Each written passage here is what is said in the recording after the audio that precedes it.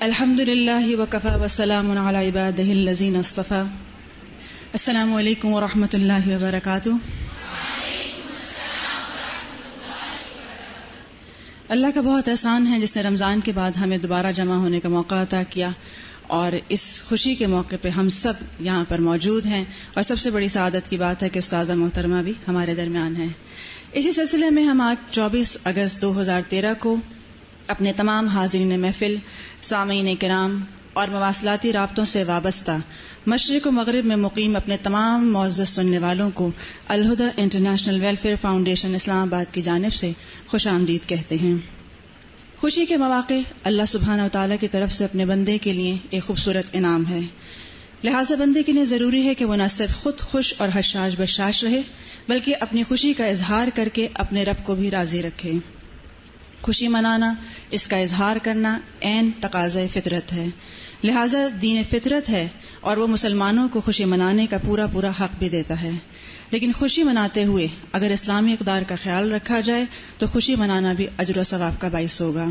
ان مواقع پر کن باتوں کا خیال رکھنا چاہیے یا خوشی کو کس طرح دوبالا کیا جا سکتا ہے، اس کی رہنمائی کے لیے میں دعوت دوں گی استاذہ محترمہ کو کہ وہ آج ہمارے ساتھ ہیں تو ہماری رہنمائی فرمائیں. استاذہ محترمہ. السلام علیکم ورحمۃ اللہ وبرکاتہ. خوش ہیں سب؟ کون کون غمگین ہے؟ کیونکہ کچھ لوگ خوشی کے موقع پر غمگین ہو جاتے ہیں اور غم کے موقع پر خوش ہوتے ہیں. عید کے دن چونکہ ہم سب اپنے اپنے خاندانوں کے ساتھ ہوتے ہیں، اس لیے یہاں آنا اور دوستوں سے ملنا، استادوں سے ملنا، ایک دوسرے سے ملنا ممکن نہیں ہوتا. تو اسی مناسبت سے ہم نے سوچا کہ کیوں نہ عید ملن پارٹی رکھ لی جائے. ٹھیک ہے، نہ یہ عید ہے اور نہ ہی آج ہم عید منا رہے ہیں، بلکہ عید کی یاد میں اور عید کی یادیں تازہ کر کے اور عید کیسی ہونی چاہیے اور آئندہ کی عیدوں میں آپ نے کن کن چیزوں کا خیال رکھنا ہے، اس کے بارے میں کچھ باتیں ہم سب ایک دوسرے شیئر کریں گے. اور ویسے بھی یہ کہ رمضان میں آپ نے جو کچھ پڑھا کیا اس پر ایک کوئز ہو جائے گا تاکہ ٹیسٹ ہو جائے کہ جو کچھ آپ نے کیا وہ ٹھیک کیا یا کچھ ابھی مزید ٹھیک کرنے کے لائق ہے. تو اس کے لیے انشاءاللہ آخر میں کوئز بھی ہوگا جس سے آپ کی معلومات میں اضافہ ہوگا. اس دفعہ الحمدللہ میری عید گزری مکہ میں اور خطبہ سننے کا اتفاق ہوا. جب میں خطبہ سن رہی تھی، خطبہ عربی میں تھا، تو میں آپ لوگوں کو بہت یاد کر رہی تھی. تو میرا دل چاہ رہا تھا کہ میں اس خطبے کا ایک ایک لفظ آپ لوگوں کے ساتھ شیئر کروں، کیونکہ میرے دل پر وہ خطبہ بہت اثر کر رہا تھا. اب مشکل یہ ہے کہ آپ لوگ عربی نہیں سمجھتے، اس لیے میں عربی میں تو آپ کو نہیں سنا سکتی، لیکن میں نے یہ سوچا ہے کہ اس کا کچھ روکھا پھیکا ترجمہ کر کے کچھ نہ کچھ معنی آپ کو ضرور پہنچایا جائے، تاکہ اسلام میں خوشی اور پھر خوشی کے موقع پہ کرنے کے کام اور زینت کا اختیار کرنا، خوبصورتی کا اختیار کرنا، اچھے کپڑے پہننا، اچھا کھانا کھانا، خوشی خوشی ایک دوسرے کی ملاقات کو جانا، یہ سب بھی عبادت ہے.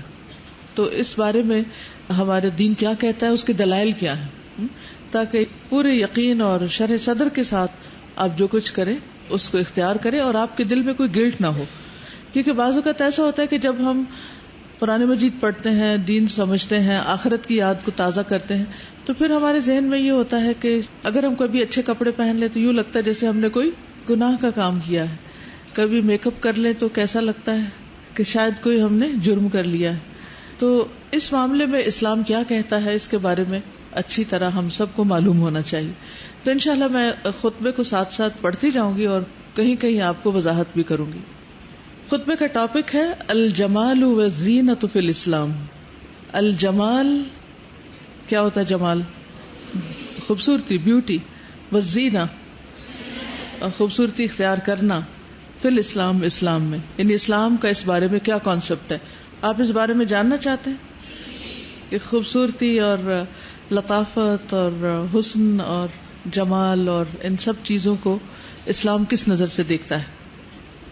الحمدللہ عمنا نعما وانعاما واللہ اکبر منحنا عقولا وافہاما والحمد للہ لا راد لما اراد واللہ اکبر ما لرزقہ من نفاد والحمد للہ مصرف الاوقات واللہ اکبر میسر الاقوات لا الہ الا اللہ قدر الامور وقضاها وعلى ما سبق من علمه اجراها وامضاها سبحانه وبحمده خلق الانسان وصوره وكتب رزقه والاجل قدره واشكره واثني عليه فله الحمد في الاولى والاخره وعلى علينا نعمه وآلاءه باطنة وظاهرة واشهد ان لا اله الا الله وحده لا شريك له مقرا بتوحیدہ ومعترفا جل جلالہ لم یزل بصفات الکمال متصفا اذا وعد وفا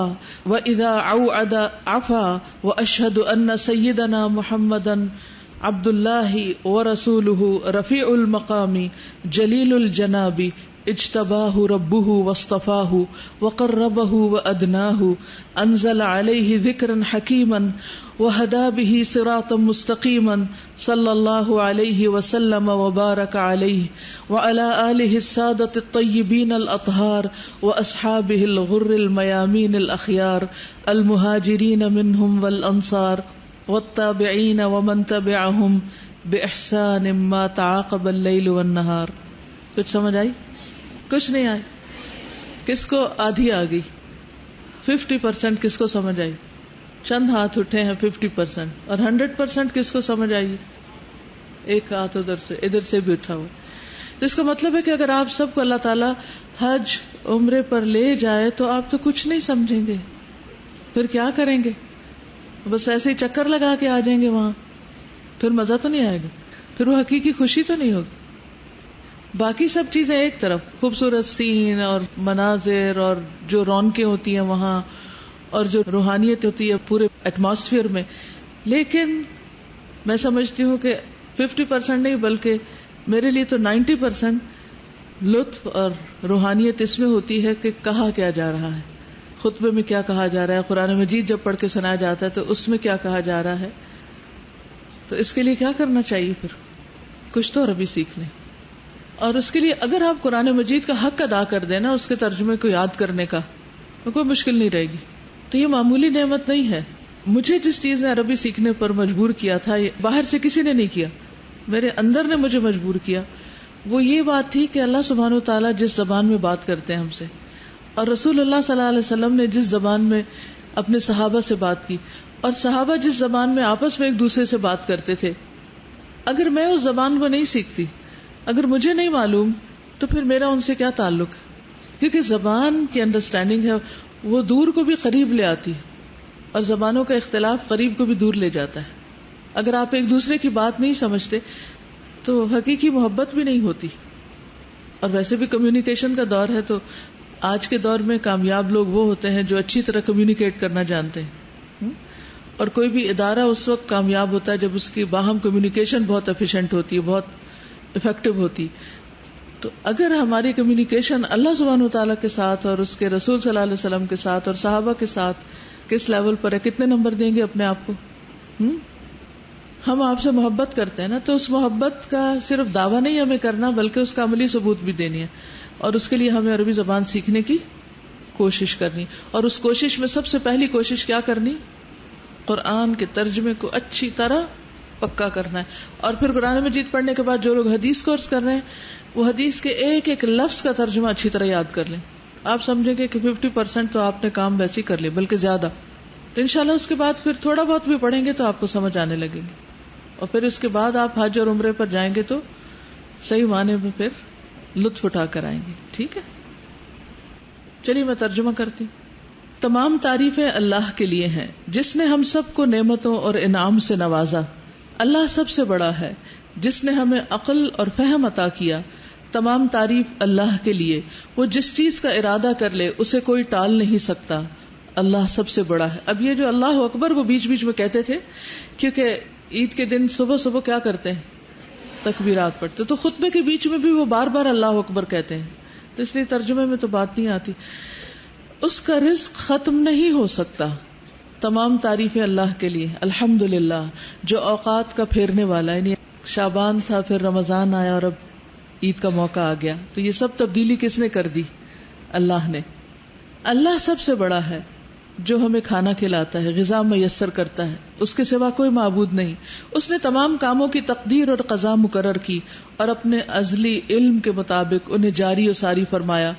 ہم اس کی حمد کے ساتھ پاکیزگی بیان کرتے ہیں کہ جس نے انسان کو پیدا کیا اور اس کی صورت بنائی، اس کا رزق لکھا، اس کی موت کا وقت مقرر کیا. میں اللہ کا شکر ادا کرتا ہوں اور اس کی تعریف بیان کرتا ہوں. دنیا اور آخرت میں ہر قسم کی حمد اسی کے لائق ہے. اس نے ہم پر پے در پے اپنی ظاہری اور باطنی نعمتوں اور بخششوں کی نوازش فرمائی. میں اس بات کی گواہی دیتا ہوں کہ اللہ کے سوا کوئی عبادت کے لائق نہیں، وہ اکیلا ہے، اس کا کوئی شریک نہیں. میں اس کی توحید کا اقرار کرتا ہوں جس کی شان عظیم ہے. وہ ہمیشہ سے صفات کمال کے ساتھ متصف ہے، یعنی اس کی جو بھی کوئی صفت ہے وہ کامل ہے. جب وعدہ کرتا ہے تو پورا کرتا ہے، جب دھمکی دیتا ہے تو معاف کر دیتا ہے. اور میں گواہی دیتا ہوں کہ ہمارے آقا اور نبی محمد صلی اللہ علیہ وسلم اللہ کے بندے اور اس کے رسول ہیں، بلند مقام اور عظیم پہلو کے مالک ہیں، جنہیں ان کے رب نے پسند اور منتخب فرمایا، انہیں اپنا قرب عطا کیا، ان پر پرحکمت ذکر نازل فرمایا، ان کے ذریعے صراط مستقیم کی ہدایت فرمائی. اللہ آپ پر رحمتیں اور برکتیں نازل فرمائے، اور آپ کی آل جو پاکیزہ اور مطہر سادات ہیں، اور آپ کے روشن روح اصحاب پر جو مبارک اور چنے ہوئے ہیں، ان میں سے مہاجرین پر، انصار پر، تابعین پر، ان پر جنہوں نے احسن طریقے سے ان کی پیروی کی، ان پر اس وقت تک رحمتیں نازل ہوتی رہیں جب تک دن اور رات کی گردش قائم و دائم ہے. کتنے خوبصورت انداز میں اللہ تعالیٰ کی تعریف ہے، نبی صلی اللہ علیہ وسلم کی تعریف ہے، قرآن مجید کا ذکر ہے. پھر جن لوگوں نے دین کی مدد کی، مہاجرین اور انصار اور تابعین اور قیامت تک آنے والے ایسے تمام لوگوں پر سلامتی کی دعائیں. اللہ سب سے بڑا ہے، وہ عبادت کا سب سے زیادہ حقدار ہے. اللہ سب سے بڑا ہے اور وہ ذکر کا سب سے زیادہ حقدار ہے. اللہ سب سے بڑا ہے اور وہ شکر کا سب سے زیادہ حقدار ہے. اس طرح جب اللہ کی تعریف کی جاتی ہے تو کس طرح اللہ کی محبت دل میں آنے لگتی. آپ میں سے کس کس نے عید کی نماز پڑھی تھی؟ ماشاءاللہ. اور خطبہ بھی سنا تھا. خطبے کی کوئی بات یاد ہے کہ کس ٹاپک پہ خطبہ تھا؟ ہاں اوکے. یعنی اگر عید کی نماز پڑھ لی تو جمعہ نہ بھی پڑھے تو بھی ظہر پڑھی جا سکتی ہے. یہ تو ایک فقہی حکم ہے. اور فطرانے کے بارے میں اوکے، صلہ رحمی پہ تھا کہ رشتوں کو جوڑیں، کیونکہ عید کا دن حقوق العباد ادا کرنے کا دن ہوتا ہے. پورا رمضان آپ کیا کرتے ہیں؟ پورا رمضان آپ اللہ سبحانہ وتعالیٰ کی عبادت کرتے ہیں اور کافی حد تک میل ملاپ، سوشلائزنگ، ملنا جلنا چھوڑے ہوئے ہوتے ہیں. تو ایک پورے ماہ کا روزہ رکھ کے صرف کھانے پینے کا نہیں، میل ملاقات کا بھی، ایکسپٹ فار دوز جنہوں نے افطاریوں پر خوب موج منائی. اور باقی لوگ جو ہیں وہ ایک طرح سے اپنی اپنی عبادت پر فوکس کرتے ہیں. تو ایک مہینے کے بعد جب آپ اچھے کپڑے پہن کے اچھے گفٹ لے کر ایک دوسرے سے ملاقات کے لیے جاتے ہیں تو وہ بھی ایک بہت خوشی کا موقع ہوتا ہے. وہ عربی کا ایک قول ہے، زر غبن تزدد حبن. کیا مطلب ہے اس کا؟ زر کا مطلب ہے زیارت کرو، غبن کبھی کبھی غائب ہو کر، یعنی بیچ میں غائب ہو جایا کرو پھر آ کے ملاقات کیا کرو. اس سے کیا ہوگا؟ تزدد حبن، محبت میں اضافہ ہوگا. ٹھیک ہے. تو لٹرلی رمضان میں انسان کیا کرتا ہے؟ فون کالز بھی کم کر دیتے ہیں نا، فون کالز کم ہوتی ہیں اور ایک دوسرے کے گھر آنا جانا، دعوتیں، پارٹیاں، شادیاں، یہ سب کیا ہوتی ہیں؟ ہالٹ پہ آ جاتی ہیں. اور اس کے بعد پھر آپ سب ایک دوسرے کو ملتے ہیں تو اس میں بھی ایک فریشنس ہوتی، ایک خوشی ہوتی. لیکن جو لوگ یہ نہ کریں تو پھر کہتے ہیں کہ تمہاری عید سعادت سے بھرپور ہے اور تمہارا دن مبارک ہے. عید کا دن کیا ہے؟ سعادت اور برکت کا دن. اللہ ہم سے اور آپ سے روزے، قیام اور صالح اعمال قبول فرمائے. نیا لباس پہنو. کس کس نے نئے کپڑے پہنے تھے؟ ماشاءاللہ. اس سنت پہ تو خوب عمل کیا. اللہ العزیز الحمید کا شکر بجا لاؤ. اس پہ کس نے عمل کیا؟ الحمدللہ. ایسی فرصت اور مسرت جو غافل نہ کر دے. خوشی مناؤ لیکن غافل نہ کر دے. ہم خوشی میں سب سے زیادہ کس کو یاد کرتے ہیں؟ جو خوشی کا موقع ہو تو جس سے ہم محبت کرتے ہیں اس کو زیادہ یاد کرتے ہیں. تو اگر ہم اللہ سبحانہ وتعالیٰ سے سب سے زیادہ محبت کرتے ہیں تو پھر عید کے دن بھی چاہے ہم لوگوں سے مل رہے ہوں، خوش ہو رہے ہیں، لیکن ہمارے دل ہی دل میں کس کی یاد رہنی چاہیے؟ اللہ تعالیٰ کی. اور ایسی رونق اور خوشی جو مغرور نہ بنا دے. یعنی اچھا لباس پہنو لیکن غرور اور تکبر نہیں. یہ عید اور زینت کا دن ہے جس کی قدر و منزلت کو اللہ نے عظمت بخشی اور ہم پر ایسی نعمتوں کا فیضان کیا جو اس کے شکر کو واجب کرتی ہیں. ان وافر اور بے بہا نعمتوں پر اللہ کی حمد بجا لاؤ اور احکام اسلام پر استقامت دکھاؤ، کھاؤ اور پیو اور زینت اور جمال کو اپناؤ، لیکن کھاؤ پیو اچھے کپڑے پہنو، لیکن اللہ کو یاد رکھو، اللہ کی ناراضگی کے کام نہیں کرو، کیونکہ وہ لباس التقوی ذالک خیر، تقوی کا لباس سب سے بہتر ہے۔ اور رمضان نے کیا سکھایا؟ رمضان کے روزے تھے بھی کس لیے؟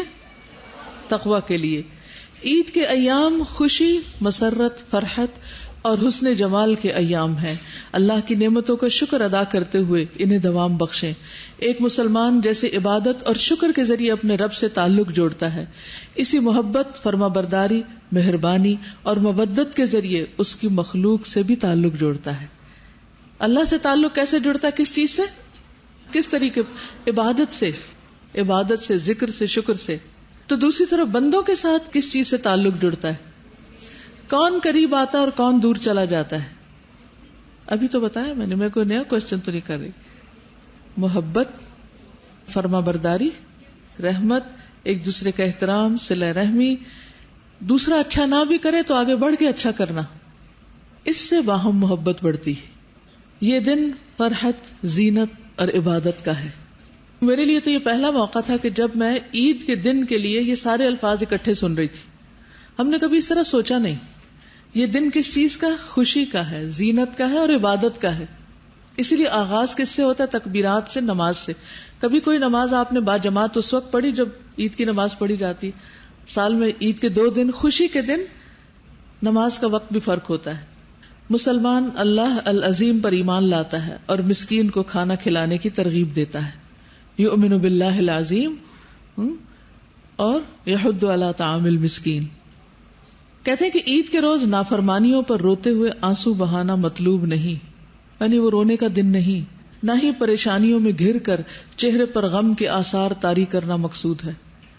عید غموں کو زندہ کرنے اور مصیبتوں اور آلام کی یاد تازہ کرنے کا دن نہیں، یہ تو زینت، احسان، رونق، حسن سلوک، باہم میل ملاقات اور تحائف کے تبادلے کا دن ہے۔ ہم عام طور پر عید کے دن کو کیسے ویلکم کرتے ہیں؟ کیا کہتے ہیں؟ سو بورنگ۔ اور کیا کہتے ہیں؟ سو کے سارے مہینے کی جو تھکان ہوتی ہے یا جو عبادت کی وجہ سے جو جسم کے اندر ایک انریسٹ آ جاتا ہے، وہ عید کے دن پورا کرتے ہیں۔ جی، زیادہ کھا بھی لیتے ہیں، اس سے بھی پھر نیند اور سستی ہونے لگتی ہے۔ اور جی، چاند رات ساری جاگ کے اور عید کا دن سو کے، یہ بھی ایک بہت بڑا ظلم ہے۔ رات کو اللہ نے سونے کے لیے بنایا، ہم اس کو جاگتے ہیں، اور دن جاگنے کے لیے اس کو ہم سوتے ہیں، تو فطرت کے خلاف چلتے ہیں۔ جی، عید کے دن بعض لوگ قبرستان جاتے ہیں، بعض لوگ جو کوئی رشتہ دار فوت ہوتا ہے اس کے گھر جاتے ہیں تعزیت کے لیے۔ ٹھیک ہے، اس سے میل ملاقات کے لیے جائیں، اس کی بھی ہمت بندھائیں، لیکن وہ دن مرے ہوئے لوگوں پر رونے کا دن نہیں ہے، یہ صرف لوگوں کو مس کرنے کا دن نہیں ہے، بلکہ جو آپ کے آس پاس اللہ سبحانہ وتعالیٰ نے آپ کے عزیز، دوست، رشتہ دار، پیارے رکھے ہیں، ان سب کے ساتھ مل جل کر خوشی منانے کا دن ہے۔ اور اس خوشی کو منانا دراصل عبادت ہے، اور یہ خوشی اللہ کا شکر ادا کرنا ہے۔ قرآن مجید میں جہاں روزے کا ذکر آتا ہے نا، تو آخر میں آتا ہے لعلکم تشکرون، کہ اللہ نے جو تمہیں رمضان دیا اور اس کے بعد جو عید کا دن دیا، اب تم کیا کرو؟ شکر ادا کرو۔ اللہ اکبر۔ اللہ کی کبریائی کا ذکر اس وقت تک ہوتا ہے جب تک کریم اور منان ذات کی رحمتوں کا نزول ہوتا ہے۔ واللہ اکبر۔ اللہ کی کبریائی کا ذکر اس وقت تک ہوتا رہے جب تک ہمارے آقا سید الثقلین پر رحمتوں کی برکھا برستی ہے۔ ایک مسلمان اس وقت تک عید کی خوشیوں سے لطف اندوز نہیں ہو سکتا جب تک وہ اپنے جذبات اور احساسات میں رونق، جذبات میں خوشی، چہرے پر فرحت و مسرت محسوس نہ کرے۔ آپ سب تو نہیں خیر، لیکن کچھ لوگ ابھی بھی خوش نہیں ہو رہے، پریشان سے بیٹھے ہوئے ہیں۔ آدمی کے چہرے کے ظاہری تاثرات اس کے اندرونی جذبات کے عکاس ہوتے ہیں۔ جو شخص اپنے جسم اور نفس کی حالت کو نہیں بدل سکتا، وہ اپنے گرد و پیش میں بھی کوئی تبدیلی نہیں لا سکتا۔ اگر آپ اپنے آپ کو نہیں بدل سکتے تو آپ ماحول کو نہیں بدل سکتے۔ مثال کے طور پر عید کے دن اگر امی کا موڈ آف ہو جائے تو پھر کیا ہوتا ہے؟ وہ دن عید کا دن رہتا ہے؟ تو جب آپ امی بنے تو کیا کریں گی؟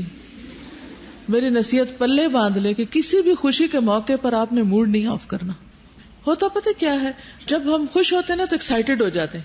ایکسائٹیڈ ہوتے ہیں تو ہم چاہتے ہیں کہ ہر چیز بس جلدی جلدی ہونے لگے اور بس ہر چیز ہماری مرضی کی ہونے لگے. ایسا تو دنیا میں ہوتا نہیں ہے. تو پھر کیا ہوتا ہے؟ پھر ہمارا موڈ آف ہو جاتا ہے. اکثر لوگ شادیوں کے موقع پر، کسی پارٹی میں، خوشی کے موقع پر ناراضگیاں کر لیتے ہیں اپنی امپورٹنس جتانے کے لیے. تو کیا اس سے کوئی بہت امپورٹنٹ ہو جاتا ہے؟ یہ کس قدر بڑا دھوکہ ہے. اور جو شخص صرف ایکسپیکٹ کرتا رہے کہ دوسرے ہی اس کو خوش کریں اور وہ کسی کو خوش نہ کرے، تو ایسا شخص بھی خوش نہیں رہ سکتا. تو اس لیے اللہ سبحانہ و تعالیٰ کا شکر ادا کرنے کے لیے ہم نے کیا کرنا ہے؟ عید کے دن، آئندہ عید کے دن یاد رکھنا ہے. آپ لوگ آج ہاتھ پہ ہاتھ رکھ کے سن رہے ہیں اور تھوڑی دیر میں بلا نہ دیں، کیونکہ عید آنے میں ابھی 2 مہینے ہیں. ابھی آ رہی ہے نا بقرہ عید. پھر تو یہ باتیں اس دن کے لیے یاد رکھ لیں. ٹھیک ہے، کیا کیا کرنا ہے آپ کو. عید کے دن اہل اسلام کا یہ حق ہے کہ وہ رونق بخشنے والی گفتگو، یعنی مزے مزے کی باتیں اور انس پیدا کرنے والا کلام سنیں. ابن بطال کا کہنا ہے کہ اللہ تعالیٰ نے لوگوں کی فطرت میں یہ بات ڈالی ہے کہ وہ اچھی بات کو چاہتے اور اس سے مانوس ہوتے ہیں. جس طرح وہ خوبصورت منظر، صاف شفاف پانی دیکھ کر راحت اور مسرت محسوس کرتے ہیں، خواہ وہ پانی ان کی ملکیت نہ بھی ہو اور وہ پانی نہ بھی پی سکتے ہوں، پھر بھی دیکھ کر خوش ہو جاتے ہیں. کبھی آپ سی سائڈ گئے، کبھی کسی دریا پہ گئے؟ عام طور پر جب پکنک منانی ہوتی ہے تو کس جگہ کا انتخاب کیا جاتا ہے؟ جہاں پانی ہو، گرینری ہو، درخت ہو، سبزہ ہو. آپ میں سے عید کے دن کون کون سیر پر گیا تھا، یا عید سے اگلے دن کوئی پکنک منائی ہو یا کچھ؟ بس باقی لوگ نہیں گئے، گرمی تھی. کون کون مری گیا تھا؟ پھر کیوں اتنا رش تھا سڑکوں پر؟ آپ لوگ کہیں گئے ہی نہیں. رشتہ داروں سے بھی نہیں ملنے گئے؟ کون کون رشتہ داروں کو ملنے گیا تھا؟ ہاں پھر ٹھیک ہے، وہ آپ کی گلی میں رہتے ہوں گے نا. اوکے. تو اللہ سبحانہ و تعالیٰ نے انسان کے دل کے اندر ایک طلب رکھی، ایک فطرت میں یہ بات رکھی ہے کہ وہ خوبصورتی کو دیکھ کر خوش ہوتا ہے. انسان کی یہ فطرت ہے کہ وہ اچھی ہیئت، وسیع جگہ، بارونق منظر دیکھ کر خوشی محسوس کرتا ہے. جب حقیقت یہ ہے تو زینت کے دن میں خوبصورتی اور زینت کے متعلق گفتگو کرنا عید کے دن کو خوشگوار بنانے اور رونق کے دن رونق بڑھانے میں حصہ ڈالنا ہے. اللہ اکبر، ہمارا رب حمد کا سب سے زیادہ حقدار ہے. اللہ اکبر، ہمارا رب ان سب سے زیادہ سخی ہے جن سے مانگا جاتا ہے. اللہ اکبر، ہمارا رب دینے والوں میں سب سے زیادہ وسعت والا ہے. اللہ اکبر، اللہ کی کبریائی اس وقت تک بیان ہوتی رہے جب بھی درود پڑھنے والے صاحب حوض کوثر پر درود بھیجیں.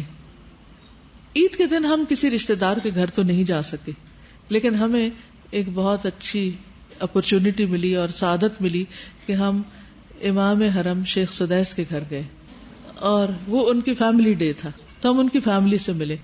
تو یاسمین آپ کو بتائیں گی کہ انہوں نے ان کے گھر میں خوشی کا کیسا منظر دیکھا، وہ لوگ عید کیسے منا رہے تھے. السلام علیکم ورحمۃ اللہ وبرکاتہ. بسم اللہ الرحمن الرحیم. الحمدللہ یہ عید بہت اسپیشل تھی اس لحاظ سے کہ اللہ تعالیٰ نے یہ موقع دیا اور اس عید پہ بہت سے نیک لوگوں کا ساتھ ملا، اور ان میں قاری سدیس کے گھر جانے کا اتفاق ہوا، اور ڈاکٹر ذاکر نائک بھی ہمارے ہمراہ تھے اور ان کی فیملی، بیوی اور بچے بھی. تو it was a very very unique occasion. اور جب ہم قاری سدیس کے گھر گئے تو وہ گھر مکہ سے ذرا باہر ہے، مے بی 40 to 50 کلومیٹرز، اور وہاں جا کے ٹوپوگرافی بالکل چینج ہو جاتی ہے، پہاڑ وغیرہ بڑے لو تھے اور بہت ڈفرینٹ تھے. اور انہوں نے لگتا تھا کہ گویا وہ علاقہ اپنی فیملی کے ساتھ آباد کیا ہوا تھا. اس میں جو چیز استاذہ نے سب سے پہلے پوائنٹ آؤٹ کی وہ تھا کہ انہوں نے بہت بڑا مدرسہ بنایا ہوا تھا، خواتین کا بھی حفظ کا تھا اور مردوں کے لیے. اور پھر استاذہ نے پوائنٹ آؤٹ کیا کہ انہوں نے ایک پبلک لائبریری بنائی ہوئی تھی. تو بہت اچھا لگا کہ نیک لوگ خیر اور برکت کو لوگوں تک کس طرح پہنچاتے ہیں. اور پھر گھر جو تھا تو ایسے تھا کہ مردان خانہ جیسے ہوتا تھا پہلے زمانے میں، ابھی بھی وہاں رواج ہے کہ مردوں کا الگ تھا گھر اور ان کا جو اپنا لیونگ گھر تھا وہ الگ تھا. مردوں کی تو لائنوں کی لائنیں اور ہجوم تھا جو قاری سدیس اوپنلی ہر ایک سے ہاتھ ملاتے ہیں. تو ہم لوگ تو مردوں والی سائڈ پہ نیچرلی نہیں جا سکے، لیکن مردوں نے بتایا کہ وہ ہر ایک کے ساتھ ہاتھ ملا رہے تھے، اور قاری شریم بھی وہاں تھے، اور اس سفر میں قاری صہیب جو ہیں لاہور کے وہ بھی ہمارے ساتھ تھے. تو مرد ادھر چلے گئے اور ہم لوگ استاذہ کے ساتھ عورتوں کے سیکشن میں آگے. گھر میں داخل ہوئے تو جو سب سے چیز ہمیں اچھی لگی وہ ان کا کھلا گیٹ تھا. جیسے لگتا تھا کہ باہر سے وہ کہہ رہے ہیں یو آر ویلکم، دروازے کھلے ہیں آپ آ جائیں. لٹرلی یہ فیلنگ تھی. اور گیٹ کے اندر داخل ہونے پہلے سے اطلاعات تھی، ان کی بہن ہیں وہ ماشاءاللہ شی از اے PhD ڈاکٹر، اور وہ اور ان کی کچھ خواتین کوریڈور میں ویلکم کرنے کے لیے کھڑی تھی. اور استاذہ کو تو خیر وہ جو عزت اور محبت دے رہے تھے کیونکہ وہ جانتے تھے، لیکن ہم جو ساتھ تھے جنہیں وہ قطعاً نہیں جانتے، یقین کریں اتنی محبت سے سلام کر رہے تھے. میں نے فرسٹ ٹائم فیل کیا کہ السلام علیکم، مطلب جینوئنلی جیسے کوئی دعا دیتا ہے، جیسے پتہ نہیں کب سے جانتے ہیں. جی، اور اتنی دل اور محبت سے جیسے وہ سلام تھا، اور اہلاً و سہلاً. اور پتہ نہیں کچھ اور عربی میں کہتے تھے، استاذہ کو تو سمجھ آ جائے، لیکن معزز مہمانوں کا انہوں نے ایک اتنا بڑا بورڈ لگا کے ڈرائنگ روم کے اوپر لگایا ہوا تھا، ایھا الضیوف الکرام، اے معزز مہمان. بالکل. اور اندر انہوں نے سارے گھر میں پتا تھا کہ ایک خوشی کا ماحول ہے، کینڈلز جل رہی تھیں، ایکسٹرا لگتا ہے نا کہ گھر کا اہتمام ہوا ہوا، سجاوٹ اور ایک ہیپی انوائرمنٹ. اور ڈرائنگ روم میں خواتین بہت ساری بیٹھی ہوئی تھیں جو بعد میں استاذہ کے تھرو میں پتہ چلتا رہا کہ موسٹلی رشتہ دار، کوئی پھوپھی ہے تو کوئی بھابھی ہے. شیخ سدیس کی پھوپھی بیٹھی ہوئی تھی، بہنیں تھیں، ان کی وائف، ان کی بیٹیاں، پھر بیٹی کے بچے چھوٹا عبد الرحمان. اور مزے کی بات ہے کہ سب نے بہت اچھے کپڑے پہنے ہوئے تھے. ابھی ہم جس طرح ہیں نا اسے کہیں زیادہ اچھے کپڑے تھے ان کے. اور ایک وہ بالکل لگتا تھا کہ اسپیشل اوکیزن. اور عید کیا ہوتی ہے ایکچولی وہ فیلنگ پہلی دفعہ وہاں جا کے ہوئی. اور حالانکہ ہمیں تو خیر عربی نہیں آتی، استاذہ تو بات کرتی تھی، لیکن ہمیں بس لگتا تھا کہ ایٹماسفیئر ہیپی ہے اور ہم خوش تھے وداؤٹ ایون ٹاکنگ. اور پھر وہ جو خاطر مدارت شروع ہوئی، اتنے بڑے ٹریز میں کبھی چاکلیٹس آ رہی ہیں، کبھی وہ ہوم میڈ کلچے ٹائپ بسکٹس، اور ان کی کانسٹنٹ میٹس پھر رہی تھیں جو وہ قہوہ، جو ان کا عربک جس کو گاوا بولتے ہیں، چھوٹے چھوٹے کپس ہوتے ہیں، اور وہ اتنے انداز سے بھرتے تھے، نہ وہ ایک قطرہ باہر کرتا تھا، نہ انہوں نے ہمارے پر اسپل کیا. اور آپ ختم کرتے جائیں وہ ایسے آ کے فوراً اینڈ میں محنت کرنی پڑتی ہے پلیز آپ اور نہ دیں ہمیں. مطلب really they were very very welcoming. اور سینٹر میں ایک بہت بڑا ٹوکرا لانگ سٹیم روزز کا پڑا ہوا تھا. اور آپ کو پتہ ہے کہ مکہ میں روزز کتنے مہنگے ہوں گے، اور وہ لانگ سٹیم روز ایک ایک روز وہ لپٹا ہوا تھا. پھر انہوں نے وہ سب کے آگے وہ پیش کر، چھوٹے بچے آتے تھے ٹرے لے کر، چھوٹے بچوں سے تقسیم کروا رہے تھے. اور پھر گفٹس آنے شروع ہوئے بچوں کے لیے، الگ پپٹس ٹائپ بڑے رنگ برنگی. پھر بچوں کے لیے کچھ گفٹ ریپس آئے، پتہ نہیں ان کے اندر کیا تھا. پھر ایسے بڑی چمکیلی چمکیلی ڈبیاں آئیں، ان کے اندر ٹافیز، چاکلیٹس، کہ آپ اٹھاتے جائیں. پھر کسی نے ہمیں بتایا کہ یہ سب لوگ، ہر رشتہ دار اپنی اپنی طرف سے لاتا ہے اور کچھ نہ کچھ وہ کنٹریبیوٹ کرتے ہیں. تو جب قاری سدیس کی بیوی آئیں ہم نے تو نہیں پہچانا کیونکہ ہر کوئی آ کے مل رہا تھا. استاذہ بتائیں گے.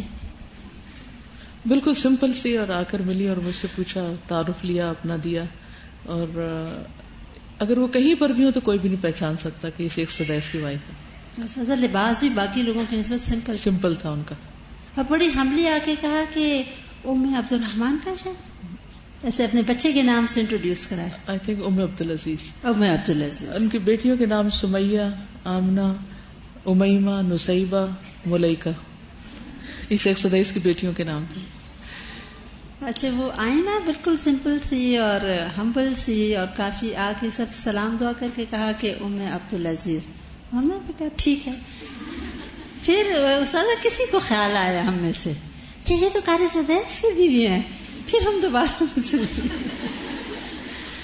تو استاذہ نے بھی بیٹھے کہا کہ جنت کیا ہوگی نا، جیسے ہر کوئی خوش اور محبت اور پیار. اصل میں جو باقی چیزیں تو اپنی جگہ، جو ایٹماسفیئر اور جو ویلکمنگ فیلنگ تھی، حالانکہ ہم تو اجنبی تھے، یعنی وہ تو ہمیں نہیں جانتے تھے، لیکن جتنے بھی لوگ وہاں بیٹھے ہوئے تھے سب خواتین تھی. اور یہ پہلی خواتین کی مجلس ایسی تھی کہ جس میں شور ہنگامہ نہیں تھا اور ہر ایک دوسرے سے بہت آرام سے بات کر رہا تھا.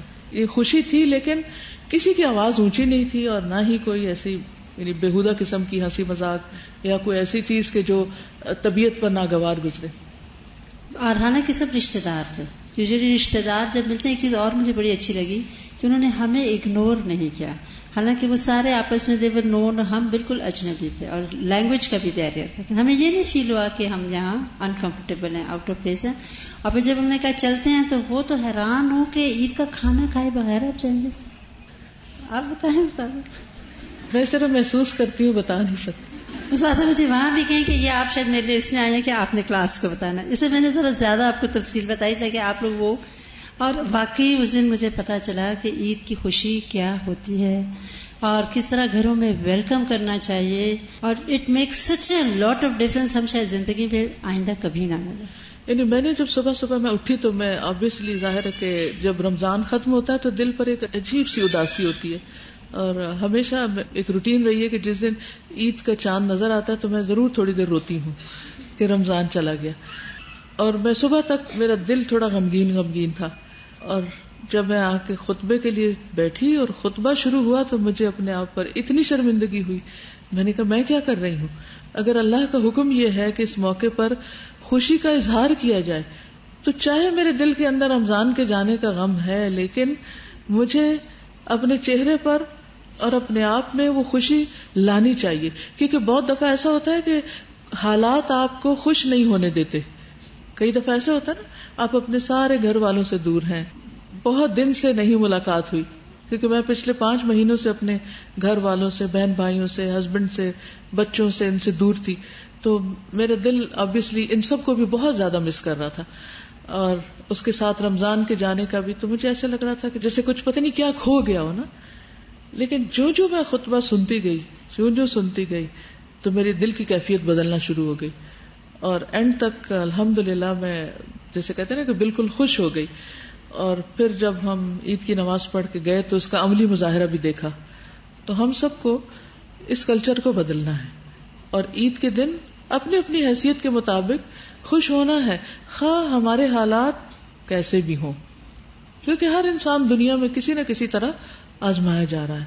ہر شخص کے اوپر کوئی نہ کوئی پریشانی اور تکلیف ہے، لیکن اس کے باوجود خوشی کا موقع ہے. مومن چونکہ اللہ کی اطاعت میں زندگی بسر کرتا ہے، جب اللہ تعالیٰ ہم سے چاہتا ہے کہ ہم خوش ہو جائیں تو دل نہیں بھی کر رہا تو خوش ہو جائیں.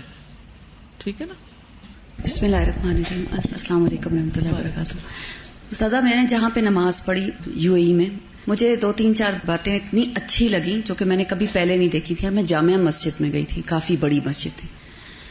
پہلے تو خطبہ ہوا، بہت لوگ ماشاءاللہ سے صبح سے ہی تیار ہو کے، اور چوڑیاں بھی اور سب کچھ انہوں نے پہنے ہوئے تھے، بہت اچھے طریقے سے تیار ہو کے بیٹھے، خطبہ سنا، پھر اٹھے. اس کے بعد ایک عورت اٹھی اور اس کے ہاتھ میں 5 کے نوٹ تھے جو ہماری کرنسی ہے، اور استاذہ اس نے لائن سے سب کو عیدی بانٹنی شروع. ماشاءاللہ رمضان میں تو خیر بہت کچھ بانٹتے ہی ہیں، لیکن مطلب میں نے فرسٹ ٹائم اس طرح دیکھا. پھر ان کے پاس کچھ باسکٹس تھیں جن میں ٹافیز اور چاکلیٹس اور مٹھائیاں تھیں، جو دروازے پہ کھڑے ہو گئے لے کے، جو اپنے گھر سے کچھ تھوڑی سی بھی لایا تھا اس نے سب کے ساتھ شیئر کی. سارا مجھے اتنی شرمندگی اپنے اندر ہوئی کہ میں تو کچھ بھی نہیں لائی، اور میں صرف لینے والی، اور اتنا ہاتھ بھر لیا سب چیزوں سے. لیکن اگلی دفعہ کے لیے اتنی تیاری ہو کے کہ بھئی اب میں نے سوچ کے جانا ہے کہ میں نے بچوں کو کیا دینا. اور انہوں نے بچوں کو پینسلز اور چھوٹے پیڈز، کچھ انہوں نے وہ بانٹے، کچھ لوگوں نے دعائیں بانٹی. مطلب ہر ایک کے پاس کچھ نہ کچھ تھا. جو لوگ باہر نکل رہے تھے ان کے یوں دوپٹوں میں چیزیں بھری ہوئی تھی. الحمدللہ. پھر یہ کہ سب کے ساتھ شیئرنگ، الحمدللہ. ہم لوگ صرف اپنے خاندان یا اپنے دوستوں یا اپنے جان پہچان کے لوگوں کے ساتھ شیئرنگ پھر بھی کر لیتے ہیں، کہ سب کے ساتھ نہیں کرتے.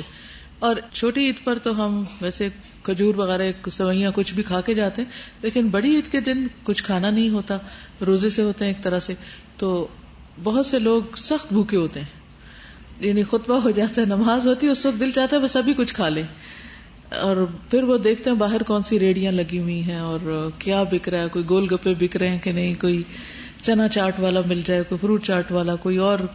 لیکن میرے خیال میں کہ ایک بہت ہی اچھا یہ سبق ہے کہ ہم سب اپنے گھروں سے کچھ نہ کچھ لے جائیں، چاہے تھوڑے لوگوں کو پورا آئے، اگر سارے کراؤڈ کو نہیں بھی دے سکتے تو جتنے لوگوں کو بھی دے سکے ان کو اگر دیں گے تو ان کو بھی ایک خوشی کا احساس ہوگا اور باہم محبتیں بڑھیں گی. ہمارے ہاں افسوس کے ساتھ یہ کہنا پڑتا ہے کہ نفرتیں اور عید کے دن بھی بمبارڈمنٹ اور بہت سے ایسے کام ہوتے ہیں کہ جس کی وجہ سے خوشیاں غموں میں بدل جاتی ہیں. میں نے اس رمضان میں ایک بہت ڈفرینٹ ڈیسیژن کیا جو میں پچھلے 3 سالوں سے نہیں کر پا رہی تھی، کیونکہ بچوں کی محبت آڑے آ جاتی تھی ہمیشہ. الحمدللہ اللہ نے دورہ قرآن کروایا، کمپلیٹ ہوا. اور دورہ قرآن کی ایک رونق ہوتی ہے جو آپ سمجھتی ہیں کہ جب ہم کرتے ہیں اس کے بعد بس دل اس سے بھی اداس ہوتا ہے. تو میں نے اعتکاف کا ارادہ کیا اور میرے ہسبینڈ سے میں نے کہا کہ میں نے اعتکاف کرنا ہے. تو انہوں نے کہا ایسا کرتے ہیں، بچوں کی کچھ پرابلمس ہیں، تم اعتکاف میں بیٹھ جاؤ. تو پھر میں نہیں بیٹھتا. اب یہ بھی مجھے اچھا نہیں لگ رہا تھا. تو الحمدللہ اللہ نے ہمارے دل میں جو ڈالا ہمارے بچوں کے بھی دل میں ڈال دیا، وہ بھی اس قربانی کو دینے کو تیار ہو گئے اور ہم دونوں اعتکاف کے لیے الہدا آ گئے. اب جب میں آئی تو میں بہت روئی اس دن. اعتکاف جن شروع ہو رہا تھا اور مجھے نہیں سمجھ آ رہی تھی مجھے رونا کس بات کا آ رہا ہے، لیکن آ رہا تھا کہ اللہ تعالیٰ پتہ نہیں یہ ڈیسیژن میں نے فرسٹ ٹائم اپنے بچوں سے ڈسکنیکٹ ہونے کا کیا، یہ ٹھیک ہے یا نہیں ہے. لیکن جب میں نے اعتکاف کی عبادت، وہ جو بھی سلسلہ تھا اللہ نے شروع کروایا، جو بھی اللہ نے توفیق دی، وہ اتنا ڈفرینٹ تھا کہ میں نے اس اعتکاف کے بعد یہ ارادہ کیا کہ اللہ زندگی جب تک ہے تو جو مجھے توفیق دے گا میں یہ کرنے کی انشاءاللہ کوشش کروں گی. جس دن استاذہ اعتکاف ختم ہو رہا تھا اور میرا رونا بند ہی نہیں ہو رہا تھا کہ رمضان جا رہا ہے اور اعتکاف بھی جا رہا ہے. اب اس رات کو ایک ڈیسیژن تھا، کیونکہ ہم لوگ ادھر ہیں لیکن میرا کوئی بھی یہاں نہیں ہے میری فیملی کا. کچھ لاہور میں ہیں، میرے پیرنٹس اور میرے ان لاز جو ہیں وہ NWFP میں. اب ڈیسیژن پھر مشکل تھا، بچے لاہور تھے اور ان لاز کہیں اور تھے. تو سر سے ملاقات ہوئی. مجھے یہ پتا تھا کہ آپ نے صبح مارننگ میں آ جانا ہے، لیکن سر سے جب ملاقات ہوئی تو پتا چلا کہ آپ عید کے دوسرے دن آئیں گے. تو مجھے بہت غم ہو رہا تھا بچوں کے بغیر عید کرنے کا، کیونکہ عید مجھے لگتا ہی نہیں کہ بچوں کے بغیر ہوتی ہے. تو میں نے جب سر سے ملاقات ہوئی اور مجھے آپ بہت یاد آ رہی تھیں، لیکن پتا چلا پرسوں آئیں گی اور سر نے صبح نماز پڑھانی ہے. اور میں نے سوچا استاذہ 5 مہینے سے بچوں کے بغیر ہیں اور میں تو صرف 10 دن سے بچوں کے بغیر ہوں اور مجھے بھی بس اپنے آپ کو خوش کرنا ہے. خیر وہ ہم یہاں سے چلے گئے اور پھر میں نے یہ ڈیسیژن نہیں کیا کہ مجھے لاہور جانا ہے، کیونکہ مجھے لگ رہا تھا میرے ہسبینڈ بھی کسی کے بچے ہیں اور ان کو بھی اپنے پیرنٹس سے ملنا ہے. تو میں نے اپنے بچوں کی قربانی دی اور اپنے ان لاز کے ساتھ عید کی. اور الحمدللہ استاذہ آپ سوچ نہیں سکتی، میں نے اپنے بچوں کے بغیر، میرے مطلب فادر ان لا مدر ان لا اتنے دکھی ہو رہے تھے کہ میں ان کے بغیر عید کر رہی ہوں، لیکن ہماری عید اتنی اچھی تھی الحمدللہ اور اتنی ہیپی تھی. میرے بچے چھوٹے ہیں، ظاہر مس کر رہے تھے مجھے، لیکن میں نے کسی بھی چیز کو اس طرح سے مس نہیں کیا اور ہیپینس کے ساتھ میں نے عید منائی الحمدللہ. Very good decision. کیونکہ بہت سی خواتین اس بات پہ تنگ ہوتی ہیں. مجھے ایک عورت کی بات یاد آ رہی کہ وہ کہتی ہے کہ ہمارے میاں عجیب انسان ہیں، ہمیں کسی وقت چین نہیں لینے دیتے، بس ہر وقت مجبور کرتے ہیں کہ عید بس اماں ابا کے پاس جا کے کرنی ہے، اور ہماری ساری عیدیں سسرال میں ہوتی ہیں اور میں بالکل انجوائے نہیں کرتی. اور استاذہ مجھے اتنا پیار ملا اپنے ان لاز کا، کیونکہ ان کو اتنا ڈفرینٹ لگ رہا تھا کہ میں مطلب پیرنٹس کو امپورٹینس دے رہی ہوں. بالکل. اور مجھے خود فرسٹ ٹائم اتنی پیار کی فیلنگ آئی کہ مطلب دے آر مائی پیرنٹس. تو میں سوچ رہی تھی کہ اللہ تعالیٰ تیرے لیے کوئی بھی کام کرو اور دنیا میں بھی سب کچھ مل جاتا ہے. بالکل الحمدللہ. الحمدللہ. کہتے ہیں کہ اے مسلمانوں، اللہ تعالیٰ نے لوگوں کی فطرت میں یہ بات ڈالی ہے کہ انہیں حسن و جمال کا احساس، اس سے محبت اور اس کی طرف رغبت ہوتی ہے. زینت اور زینت سے مزین ہونے کی محبت، اس سے انس ہوتا ہے. ہر عمدہ اور لطیف چیز سے تعلق مناسب رنگوں اور موزوں مناظر کے ساتھ دلی لگاؤ ہوتا ہے. دلوں میں بھی زینت اور خوبصورتی ہو اور دوسروں کی خاطر بھی زینت اور خوبصورتی ہو، یعنی اپنے دل کے اندر بھی لیکن دوسروں کے لیے بھی اچھا بن کے رہیں. انسان جسم اور روح سے مرکب ہے. زندہ جسم جو کھاتا پیتا، کام کرتا، مشقت اٹھاتا ہے، خوشحالی اور تھکاوٹ سے دوچار ہوتا ہے، اور روح جو مانوی چیزوں، حسن و جمال اور زینت اور رونق کا ذائقہ چکھتی ہے. یعنی بعضوں کا جسم کو تو ہم بہت کچھ دیتے رہتے ہیں لیکن روح کی خوشی کا سامان نہیں کرتے. حسن و جمال اور زینت جس سے نفوس مسرت حاصل کرتے ہیں، آنکھیں ٹھنڈی ہوتی ہیں، ذوق لذت اٹھاتے ہیں. اللہ تعالیٰ نے حسن و جمال اور زینت میں رضا، سعادت اور رونق کو ودیت فرمایا ہے. جمیل اور خوبصورت وہ شخص ہوتا ہے جو ہر سو زندگی کی لہر اور حرارت کا فیض بہاتا ہے، جہاں اترتا ہے وہاں حسن اور رونق سے جگمگاتا ہے. دیکھیے یہ جملہ آپ نے سنا، خوبصورت شخص کون ہوتا ہے؟ جو جہاں اترتا ہے یعنی جہاں جاتا ہے وہاں حسن اور رونق سے جگمگاتا ہے، یعنی دوسروں کو بھی خوش کرتا ہے. جس شخص کو حسن و جمال سے لطف اندوز ہونے کا ملکہ عطا ہوتا ہے اس سے فراخ دلی، مسکراہٹ، ٹھہراؤ، سکون، نظم و نسق ایجاد اور بھرپور توجہ اور استحکام عطا کیا جاتا ہے. یہاں تک کہ لوگوں کا کہنا ہے کہ آدمی کو جس قدر لطافت اور رفت عطا کی جاتی ہے اسی قدر اس میں حسن و جمال اور حسن و جمال کا شعور بڑھ جاتا ہے، اور اتنا ہی وہ زینت سے لطف اندوز ہوتا ہے. اللہ اکبر. اللہ کی تعظیم اور کبریائی کہ وہ حسن و جمال میں منفرد اور اکیلا ہے. یعنی اللہ سبحانہ وتعالی خوبصورت ہے، ان اللہ جمیل، اور اس جیسا حسن کسی کے پاس بھی نہیں، کوئی اس کی مثال ہے ہی نہیں. پھر وہ کہتے ہیں اے میرے دوستو، معاشر الاحبہ، اے میرے پیارو، حسن و جمال اور زینت لوگوں کے اندر رکھ دی گئی ہے، فطرت اور شریعت اس پر متفق ہیں. حسن و جمال اور زینت شریعت کے مقاصد کا حصہ ہیں جس کے ذریعے اللہ تعالیٰ اپنے بندوں پر احسان جتلاتا ہے. اللہ تعالیٰ خوبصورت اور جمیل کی طرف سے جو نعمت اور احسان ہوا ہے وہ اس بات تک محدود نہیں کہ وہ حاجات اور ضروریات جیسے کھانا پینا، سواری، لباس کا تقاضا پورا کرے، بلکہ اللہ نے اپنے مہربانی سے زینت اور جمال کو منفعت اور استفادہ کا ساتھی قرار دیا ہے. اللہ تعالیٰ فرماتے ہیں سورۃ النحل آیت 5-8، وَالْأَنْعَامَ خَلَقَهَا لَكُمْ فِيهَا دِفْءٌ وَمَنَافِعُ وَمِنْهَا تَأْكُلُونَ وَلَكُمْ فِيهَا جَمَالٌ حِينَ تُرِيحُونَ وَحِينَ تَسْرَحُونَ وَتَحْمِلُ أَثْقَالَكُمْ إِلَى بَلَدٍ لَمْ تَكُونُوا بَالِغِيهِ إِلَّا بِشِقِّ الْأَنفُسِ إِنَّ رَبَّكُمْ لَرَءُوفٌ رَحِيمٌ وَالْخَيْلَ وَالْبِغَالَ وَالْحَمِيرَ لِتَرْكَبُوهَا وَزِينَةً وَيَخْلُقُ مَا لَا تَعْلَمُونَ. ہم لِتَرْكَبُوهَا کو تو جانتے ہیں لیکن زینت اس میں اس کو بھول جاتے ہیں. اور چھپائے اس نے انہیں پیدا کیا، تمہارے لیے ان میں گرمی حاصل کرنے کا سامان اور بہت سے فائدے ہیں، انہی سے تم کھاتے ہو، اور تمہارے لیے ان میں ایک جمال ہے، یعنی فائدوں کے علاوہ خوبصورتی بھی ہے. جب تم شام کو چرا کر لاتے ہو اور جب صبح چرانے کو لے جاتے ہو، اور وہ تمہارے بوجھ اس شہر تک اٹھا لے جاتے ہیں جس میں تم کبھی پہنچنے والے نہ تھے مگر جانوں کی مشقت کے ساتھ. بے شک تمہارا رب یقیناً بہت نرمی کرنے والا، نہایت رحم فرمانے والا ہے. گھوڑے اور خچر اور گدھے تاکہ تم ان پر سوار ہو، اور زینت کے لیے بھی، یعنی اللہ نے ان جانوروں میں بھی خوبصورتی رکھی ہے.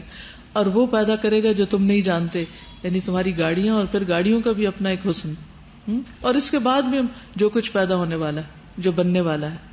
تو یہاں اللہ تعالیٰ نے ایک طرف انسان کے کھانے پینے کا بھی انتظام ان میں رکھا، جانوروں میں سواری کا، دودھ کا، اور اس کے ساتھ ساتھ انہیں خوبصورتی بھی دی.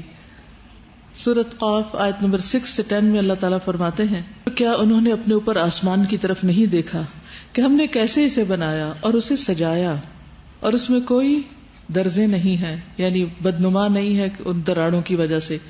اور زمین ہم نے اسے پھیلایا اور اس میں گڑے ہوئے پہاڑ رکھے اور اس میں خوبصورتی والی ہر قسم اگائی، ہر اس بندے کو دکھانے اور یاد دلانے کے لیے جو رجوع کرنے والا ہے. اور ہم نے آسمان سے ایک بہت بابرکت پانی اتارا، کہ بارش کے اترنے میں بھی خوبصورتی ہے. اور ہم نے اس کے ساتھ باغات اور کاٹی جانے والی کھیتی کے دانے اگائے، اور کھجوروں کے درخت لمبے لمبے جن کے تہ برتہ خوشے ہیں، یعنی ان کے اندر الگ ایک خوبصورتی. پھر رات کے وقت آسمان کی خوبصورتی کیا ہے، ہم نے بھی اس کی نقل کی ہوئی ہے نا، اپنے اپنے کپڑوں کے اوپر ستارے لگا لیتے ہیں جی، ابایوں پہ بھی وہ لمٹ سے بڑھ جاتے ہیں. پھر وَلَقَدْ جَعَلْنَا فِي السَّمَاءِ بُرُوجًا وَزَيَّنَّاهَا لِلنَّاظِرِينَ، ہم نے آسمان میں کئی برج بنائے اور اسے دیکھنے والوں کے لیے مزین کر دیا. پھر اسی طرح باغوں کی بات کی کہ کس طرح ہم نے ذات بہجت بارونق باغات اگائے. پھر اللہ سبحانہ وتعالیٰ انسانوں کی شکل و صورت کی بات کرتے ہیں. پھر اسی طرح زمین کو قرار بنایا، آسمان کو چھت بنایا. وَصَوَّرَكُمْ فَأَحْسَنَ صُوَرَكُمْ، تمہیں کتنی اچھی شکل و صورت عطا کی. وَتَبَارَكَ اللَّهُ أَحْسَنُ الْخَالِقِينَ. پھر اسی طرح جنت میں کیا کیا خوبصورتی اور حسن اللہ سبحانہ وتعالیٰ نے رکھا. پھر پھلوں کے اندر مختلف رنگ اور ان کی مختلف شکلیں اور ان کے خوشبو اور ان کے ذائقے. پھر یہ بات مجھے بہت اچھی لگی تھی کہ انسان کو اللہ تعالیٰ نے جتنی بھی حصے دی ہیں، سینسز جو دی ہیں، ان سب کو ذریعہ بنایا خوبصورتی سے لطف اٹھانے کا. مثلا آنکھوں سے کب خوشی حاصل ہوتی ہے؟ جب ہم خوش کن منظر دیکھتے ہیں. کانوں سے جب ہم خوش کن باتیں سنتے ہیں. اسی طرح زبان کو کب مزہ آتا ہے؟ جب ہم مزے مزے کے کھانے کھاتے ہیں. اور اسی طرح ہاتھوں کو، یا جو ہماری سینس کرنے کی جو حص ہے، اس کو بھی نرم و ملائم چیز دیکھیں یا اور اسی طرح کی. تو اللہ سبحانہ وتعالیٰ نے یہ ساری حصے کیوں بنائی ہیں؟ ان کے اندر حصی ذوق بھی رکھا ہے، یعنی باہر خوبصورتی رکھی اور پھر ہمارے اندر صلاحیت رکھی کہ ہم اس خوبصورتی سے لطف اندوز ہو سکیں. ابن القیم کہتے ہیں اللہ تعالیٰ حسن و جمال کو پسند کرتا ہے، اسی لیے اس نے اپنے بندوں پر لباس اور زینت کو اتارا جو اس کے ظاہری جسم کو حسن بخشتا ہے، اور تقوی جو اس کے باطن کو مزین کرتا ہے. یعنی صرف ظاہر کو خوبصورت نہیں بنانا، پھر ساتھ اعتدال کیا ہے کہ اندر بھی خوبصورت ہو. اور پھر اللہ تعالیٰ نے لباس کی خوبصورتی کی بات کی کہ اے آدم کی اولاد، ہم نے تم پر لباس اتارا جو تمہاری شرمگاہوں کو چھپاتا ہے اور زینت بھی ہے، اور تقوی کا لباس وہ سب سے بہتر ہے، یہ اللہ کی نشانیوں میں سے ہے تاکہ وہ نصیحت حاصل کریں. پھر اسی طرح جانوروں کے چرانے میں اور ان تمام چیزوں میں جو اللہ سبحانہ وتعالیٰ نے خوبصورتی رکھی ہے وہ خاص طور پر. پھر لباس کے اوپر مزید وہ بات کرتے ہیں کہ اچھا لباس پہننا جو ہے یہ بھی اللہ سبحانہ وتعالیٰ کا شکر ادا کرنا ہے، اور کتنی مختلف طریقوں سے انسان لباس جو ہے وہ بناتا ہے، مختلف طرح کے ریشوں سے. پھر اسی طرح یہ ہے کہ نبی صلی اللہ علیہ وسلم کے حسن کا انہوں نے خاص طور پر ذکر کیا کہ اللہ کے رسول صلی اللہ علیہ وسلم کتنے حسین تھے، کتنے خوبصورت تھے. حدیث میں آتا ہے کہ ایسے حسین تھے گویا کہ چاندی سے آپ کا بدن مبارک ڈھالا گیا ہو، یعنی بہت ہی حسین. پھر اسی طرح ایک اور جگہ پر آتا ہے، برا بن عازب کہتے ہیں میں نے نبی صلی اللہ علیہ وسلم کو سرخ دھاری دار چادر میں دیکھا، میں نے آپ سے زیادہ حسین چیز کبھی کوئی نہیں دیکھی، یعنی اللہ کے رسول صلی اللہ علیہ وسلم ہے. انس کہتے ہیں میں نے کبھی کوئی امبر، کستوری، کوئی ایسی چیز نہیں سونگھی جس کی خوشبو رسول اللہ صلی اللہ علیہ وسلم سے زیادہ عمدہ اور پاکیزہ ہو. میں نے کبھی کوئی ریشم یا حریر نہیں چھوا جس کا لمس حضور صلی اللہ علیہ وسلم سے زیادہ نرم اور ملائم ہو. آپ صلی اللہ علیہ وسلم اپنے سر اور بالوں کو تیل لگاتے، داڑھی کو کنگھی کرتے. پھر اسی طرح اکثر پانی لگا کر اپنی داڑھی میں کنگھی کرتے تھے، یعنی تاکہ بال جو ہے وہ اپنی جگہ پر آ جائیں. پھر اسی طرح ایک اور روایت، ایک شخص آپ کے پاس آیا جس کے داڑھی کے بال پراگندہ تھے، آپ نے اپنے ہاتھ سے اشارہ کیا یہاں سے چلے جاؤ، یعنی وہ داخل ہوا آپ کی مجلس میں اور وہ بکھرے بالوں والا تھا، عجیب بھولیے والا. آپ نے اشارہ کیا جاؤ یہاں سے. تو آپ کی مراد کیا تھی کہ بالوں کو ٹھیک کر کے آؤ. تو اس نے بال درست کیے واپس آیا. آپ نے فرمایا کیا یہ اس سے بہتر نہیں کہ تم میں سے کوئی اس حال میں آئے کہ اس کے بال بکھرے ہوئے گویا کہ وہ شیطان ہے، یعنی اس نے اپنی شکل شیطان کی طرح بنائی ہوئی ہے، ہولناک قسم کی. آپ صلی اللہ علیہ وسلم نے ایک ایسے شخص کو دیکھا جو گرد و غبار سے اٹا ہوا تھا، اس کے بال بکھرے ہوئے تھے. آپ نے فرمایا کیا اسے اتنا بھی میسر نہیں جس سے یہ اپنے بالوں کو شائستہ بنا لے، یعنی اپنے بال ٹھیک کر لے. ابو الاحوص کہتے ہیں کہ نبی صلی اللہ علیہ وسلم نے مجھے دیکھا، میں نے چیتھڑے یعنی بوسیدہ سا لباس پہنا ہوا تھا. آپ نے فرمایا کیا تمہارے پاس مال ہے؟ میں نے کہا جی ہاں. آپ نے فرمایا کس قسم کا مال؟ کہا اللہ کا دیا ہوا سب کچھ ہے، اونٹ ہے، بکریاں ہیں. آپ نے فرمایا پھر تم پر اللہ کی نعمت کا اظہار بھی ہونا چاہیے، یعنی پھر نظر بھی آنا چاہیے، اگر اللہ نے تمہیں دیا ہے تو پھر اسے استعمال بھی کرو. پھر اسی طرح یہ ہے کہ بعض لوگ لباس پہن کر تکبر کا شکار ہو جاتے ہیں، اس سے منع کیا گیا. ایک شخص نے کہا انسان کا دل چاہتا ہے اس کا جوتا اچھا ہو، کپڑا اچھا ہو، وہ خوبصورت لگے، تو کیا یہ بات تکبر میں آتی ہے؟ تو آپ نے فرمایا نہیں، تکبر تو حق کا انکار کرنا ہے.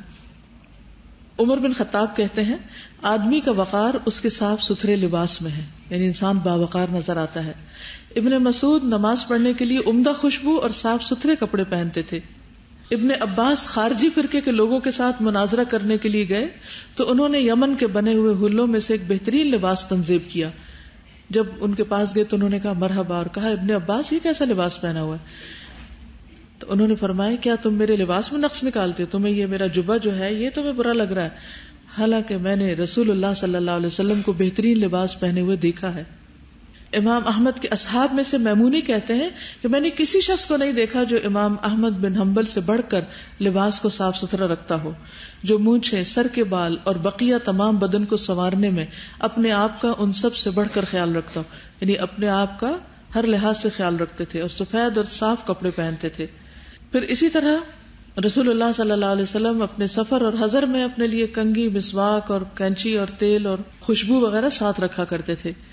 مسلمان جب ایک دوسرے کی ملاقات کے لیے جاتے تو زیب و زینت اختیار کرتے، یعنی خاص طور پر دوسروں سے ملاقات کے لیے اچھا لباس پہننا چاہیے، کیونکہ محنت مشقت کرتے وقت انسان کا لباس جو ہے وہ بعض اوقات بدبودار ہو جاتا ہے. کچن میں کام کر رہے ہو تو کھانے کی خوشبو اس میں آ جاتی ہے، تو ایسی صورت میں ملاقات کے لیے انسان کو تیار ہو جانا چاہیے. تو خوبصورتی کیا ہے؟ لباس میں بھی خوبصورتی ہو اور اس کے ساتھ ساتھ گفتگو میں بھی ہو، آداب اور مینرز میں بھی ہو، معاملے میں بھی ہو. یعنی خوبصورتی صرف خوبصورت لباس پہننے سے نہیں آتی، بلکہ گفتگو میں، بول چال میں، چال ڈھال میں، اٹھنے بیٹھنے میں، معاملہ فہمی میں، ایک دوسرے کے ساتھ تعلق رکھنے میں، ان تمام چیزوں میں آتی ہے. تو اس لیے ہمیں اس پر اللہ سبحانہ و تعالیٰ کا شکر ادا کرنا چاہیے کہ اس نے ہماری کسی کوشش کے بغیر ہمیں ایسا دین عطا کیا کہ جس نے ہمیں خوبصورت بننا بھی سکھایا اور زینت اختیار کرنا سکھایا. اس کے برعکس دوسرے ادیان میں کیا ہے کہ آپ کیا بن جائیں اگر اللہ کے قریب ہونا چاہتے ہیں تو راہب بن جائیں, جوگی بن جائیں, تارک الدنیا بن جائیں. لیکن ہمارا دین کیا چاہتا ہے کہ ہم بیلنس اختیار کریں, اللہ کی عبادت میں زاہد اور عابد بھی ہوں, اور اس کے ساتھ ساتھ جب خوشی کا موقع آئے تو خوشی کا اظہار بھی کریں, اور اس پر کسی قسم کا گلٹ اور شرمندگی نہیں ہونی چاہیے. یہ تھا آخر میں خلاصہ, کیونکہ ساری باتیں کرنے کا وقت نہیں, وقت کافی ہو چکا ہے. اگر آپ چاہیں تو میں آپ کو کوئکلی کچھ تصویریں دکھا دیتی ہوں خانہ کعبہ کی, اور وہاں پر کیا کیا دیکھا تاکہ آپ کو تھوڑا سا آئیڈیا ہو جائے. یہ کچھ تصویریں ہیں مکہ کی. آپ کو معلوم ہے کہ اس وقت حرم کی ایکسٹینشن ہو رہی ہے, اور پورا ایک حصہ وہ سامنے کا جو ہے دوبارہ تعمیر کیا جا رہا ہے. یہ کلاک ٹاور ہے, تو یہ کلاک کی تصویر ہے, خود لی گئی ہے. اس کا پچھلا حصہ یہ کلاک ٹاور سے حرم مکی. یہ ایک بہت اچھا پوسٹر مجھے کہیں نظر آیا تھا. انہوں نے ایک طرف مسواک کی تصویر بنائی ہے اور دوسری طرف سگریٹ کی. کہتے ہیں کہ مسواک جو ہے مطہرۃ للفم و مرضی للرحمن, رحمان کا پسندیدہ اور منہ کو پاک صاف کرنے والا ہے, اور سگریٹ مکرہۃ للفم و مغضب للرحمن, منہ کو ناپسندیدہ کرتی ہے اور رحمان کو ناراض کرتی. ایہما تختار, تمہیں کون سا لینا ہے. یہ حرم کے آس پاس جو کبوتر بیٹھے ہوتے ہیں نا, ان کو لوگ ہر وقت دانہ ڈالتے رہتے ہیں. پھر ہم مکہ کے باہر کے علاقے میں, تھوڑا ڈیزرٹ کا علاقہ ہے, وہاں پر اونٹوں کو دیکھنے کے لیے گئے تھے. آپ دیکھ رہے ہیں کتنے مختلف قسم کے اونٹ ہیں. یہ آپ دیکھ, اونٹ کا بچہ دودھ پی رہا ہے اپنی امی کا, اور دیکھیے گردن کیسے جاری. اور یہ آدمی, میں اس کے پاس کھڑی ہو کر دودھ نکالتے ہوئے دیکھ رہی. بہت چھوٹے تھن ہوتے ہیں اونٹنی کے, جب دودھ نکالتے ہیں تو اتنی زیادہ جھاگ اوپر آ جاتی ہے, پھر وہ اس کو چھانتا ہے, اس کے باوجود جھاگ نیچے چلی جاتی, اور اتنا لذیذ ہوتا ہے پینے میں, پھر بالکل فریش. دن کے 2 بجے تھے تقریباً جب ہم نے یہ خریدا. پھر اس طرح لفافوں میں ڈال کے دیتے. یہ جیسے ظہر اور عصر کی نماز کے بعد لوگ جب نکلتے ہیں حرم سے, اس وقت کی تصویر ہے. یہ ایکسٹینشن والی سائڈ ہے جہاں پورا پہاڑ کاٹ دیا گیا وہاں سے. یہ رات کے وقت کی تصویر ہے. یہ دن کے وقت عصر کی نماز کے وقت یہ صفیں دوبارہ بچ جاتی تھی. صبح فجر کے بعد اٹھا دیتے تھے, ظہر سے شروع ہو جاتے تھے, عصر کے وقت پھر بچھا دیتے. اور یہ ہزاروں صفیں ہیں, ہزاروں کارپٹس ہیں جو روزانہ اٹھائے اور پھر بچھائے جاتے ہیں ڈیلی. اور جس دن بارش آئی اس دن تو پھر دوبارہ اٹھانے پڑ گئے سب بچھا کے. اس کا طریقہ یہ ہوتا ہے کہ یہ اس طرح لپیٹتے ہیں, لپیٹ کر پھر اس شکل میں چھوڑ دیتے ہیں. پھر گاڑیاں چھوٹی چھوٹی گزرتی ہیں اور پھر وہ اس کے اوپر لادتے چلے جاتے ہیں. پھر وہ لے جا کے ایک جگہ جمع کر دیتے ہیں. پھر جب بچھانے ہوتے ہیں پھر اسی طرح پھینکتے جاتے ہیں اور پھر سارے ان کو کھولتے چلے جاتے ہیں. اور آپ دیکھ رہے ہیں ان کی کس طرح شیپ کے ساتھ ان کو کعبہ کے رخ پہ بچھایا جا رہا ہے, بالکل گول دائرے میں. یہ بھلا کیا ہے, کون سی غار؟ سور. یہ جو شیخ سدیس کے گھر جاتے وقت یہ راستے میں آتے ہیں پہاڑ. ایکچولی دل بھرتا ہی نہیں تھا, ہر اینگل سے ہی اچھا لگتا تھا. پھر میں تصویر اتار لیتی تھی. یہ سب میرے موبائل کی اتاری ہوئی, یہ برآمدوں میں سے باہر کی صحن کی اتاری. یہ قصہ جو ہے نا وہ خانہ کعبہ کا غلاف, اس کی فیکٹری میں گئے تھے کہ کس طرح بنتا ہے. یہ کھڈی جیسے پہلے ہوتی تھی نا پرانے زمانے میں, اس طرح بناتے تھے پہلے, یعنی کپڑا بناتے. اب مشینیں. یہ سارا دھاگا ہے, پہلے کس طرح دھاگا بنتا ہے. یہ اس کے اندر کا کپڑا ہے. یہ کعبہ کا احرام ہے. حج کے دنوں میں آپ نے دیکھا ہوگا کہ یہ اوپر کو اٹھا دیا جاتا ہے تو وائٹ سا کپڑا نظر آتا ہے. یہ بھی سب پہلے کی کھڈیاں جو تھیں وہ اس طرح کی تھیں. اب تو مشینیں لگ گئی ہیں اور بہترین. یہ دھاگے ہیں جو استعمال ہوتے ہیں اس میں. یہ اب کپڑا بن رہا ہے. آپ کو معلوم ہے کہ کعبہ کے اندر بھی غلاف پہنایا جاتا ہے اور وہ گرین رنگ کا ہوتا ہے.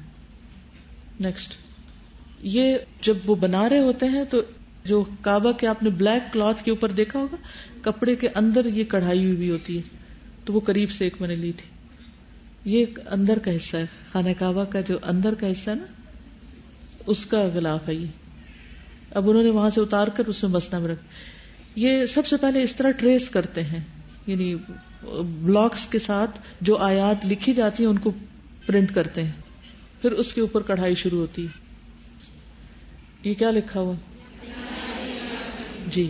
اس میں گولڈ اور سلور دونوں یوز ہوتا ہے. دھاگا سفید بھی ہوتا ہے، یلو بھی ہوتا ہے، اور پھر وہ اس طرح کی جو لکڑیاں ہیں نا، ان کے اوپر یہ ایک سلور کی تار ہے اور یہ گولڈ کی ہے، جس سے پھر وہ سلائی ہوتی ہے، باقی کڑھائی ہوتی ہے. جو جو بنتا جاتا ہے وہ آگے بڑھتے جاتے ہیں. یہ قبرستان ہے. وہاں کا قبرستان آپ دیکھیں کہ کوئی قبر اونچی نہیں، بس صرف قبروں پر ایک پتھر کا نشان رکھا ہوا ہے. یہ مقبرۃ المعلی ہے جس میں حضرت خدیجہ کی قبر بھی ہے. یہ آپ دیکھ رہے کتنا صاف ستھرا اور کتنی ترتیب کے ساتھ. یہاں پر آپ دیکھ رہے ہیں کہ مختلف جو صحابہ یا جو مختلف لوگ ہیں ان کے قبروں کے آس پاس اس طرح انہوں نے ان حصوں کی نشاندہی کی ہوئی ہے. انہی کے آگے گرین سا حصہ ہے جہاں حضرت خدیجہ کی قبر بتائی جاتی ہے. یہ شیخ سدیس کے گھر کا دروازہ ہے جہاں سے ہم داخل ہوئے تھے. آگے کا میں نے اندر کا کچھ نہیں لیا کیونکہ کسی کے بھی گھر کی پرائیویسی ہوتی ہے اور بغیر اجازت تصویر لینا ایک بہت بڑی بد اخلاقی ہوتی ہے اور اسلامی لحاظ سے بھی جائز نہیں کہ بغیر کسی کی اجازت اور اطلاع کے ان کے اندر کی کوئی تصویر اتاری جائے. یہ ان کے گھر کی دوسری طرف ہے جہاں سے مرد حضرات جا رہے تھے، تو گاڑی سے میں نے ایسے لی تھی تھوڑی سی. یہ مکہ میں چونکہ چاروں طرف پہاڑ ہیں تو کسی بھی رستے کی طرف نکلنا ہو تو بیچ میں ٹنلز آتے ہیں. طواف وداع ہم نے برج پر کیا تھا تو اس کے اوپر سے ہم نے کچھ تصویریں لی تھی. یہ آزان دینے کی جگہ بھی تھی اس میں سے ایک. یہ سب اب گرا دیا گیا، نئی کرینز کے ساتھ ساری ایکسٹینشن تعمیر ہو رہی. یہ اس وقت طواف وداع کے بعد جب ہم نکل رہے تھے تو بعض لوگ مسجد میں اسی طرح سو جاتے ہیں تو لوگ سوئے ہوئے تھے. یہ بھی ٹنلز آپ دیکھ رہے ہیں کہ اندر جاتے وقت تو پورے. مکہ میں حیرت کی بات ہے کہ درخت اتنے بڑے ہو چکے ہیں کہ بعض علاقے اتنے گرین ہیں اور اتنا سبزہ ہے کہ دیکھ کے دل خوش ہو جاتا ہے. اور ان پہاڑوں کے اندر سبزہ اگانا واقعی ایک بہت محنت طلب کام تھا. آپ دیکھ رہے ہیں یہ نئی ایکسٹینشن جو تعمیر ہو رہی ہے اس کی ساری کرینز لگی ہوئی ہیں. اسی وجہ سے اس سال بہت کم ویزے دیے گئے. یہ وہاں کے ایک مشہور چین ہے. یہ کچھ اور سٹریٹس ہیں. ام القرا یونیورسٹی یہ آپ دیکھ رہے ہیں باہر سے پوری بند ہے، بس اندر اس کی ساری فیکلٹیز ہیں. یہ آپ دیکھ رہے ہیں یہ اس کی باہر کی والز ہیں.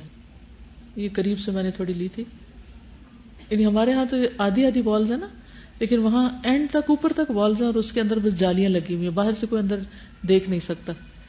یہ جدہ میں فائر ورکس ہو رہے تھے عید کی رات کو، یعنی عید گزر چکی تھی اور رات کے وقت. جدہ ایئرپورٹ پہ جاتے ہوئے کھجوروں کے بے شمار درخت ہیں اور لائنوں کی لائنیں. ایئرپورٹ یہ میں نے جہاز کے اوپر سے کچھ تصویریں لی تھی. یہ ریڈ سی ہے، اوپر آسمان ہے اور نیچے زمین ہے. پھر یہ صحرا تھا بیچ میں. یہ بالکل ایسے جگہ آ جاتی ہے کہ کچھ نہیں نظر آتا سوائے ریت کے. بادل کے مختلف قسمیں ہوتی ہیں لیکن کچھ بادل لائنوں میں چلتے جب نظر آتے ہیں تو بہت ہی خوبصورت لگتے ہیں. بیچ بیچ میں آبادیوں کے پیچز تھے. یہ بادل آپ دیکھیں، وہ قرآن مجید میں آتا نا کہ پہاڑوں کی طرح بادلوں میں سے اولے گرتے ہیں. تو مجھے کبھی سمجھ نہیں آتی تھی، اور چونکہ کھڑکی سے تصویر لی تو بہت کلیئر نہیں ہے، لیکن حیران کن حد تک یعنی پوری بادلوں کی لیئر ہے اور پھر اس لیئر میں بیچ میں سے بالکل پہاڑوں کی طرح اٹھے ہوئے بادل. نیکسٹ یہ بھی بادل. یہ آپ دیکھ رہے ہیں یہ بادل ہی دور سے. یہ پہچانتی ہیں کیا؟ اسلام آباد اور پنڈی. میں ڈھونڈنے کی کوشش کر رہی تھی کہ الہدا کہاں ہے. چلیے ختم بس. سبحانک اللہم و بحمدک اشہد ان لا الہ الا انت استغفرک و اتوب الیک.